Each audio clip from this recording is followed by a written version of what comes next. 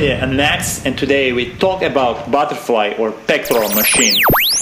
Sit on the machine with your back flat on the pad. Position your forearms on top of the pad and push just with your elbows. Now, your upper arms should be positioned parallel to the floor.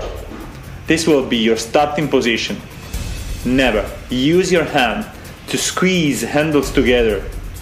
Push the handles together and squeeze your chest as much as possible. At this point, breathe out and hold the contraction for a second.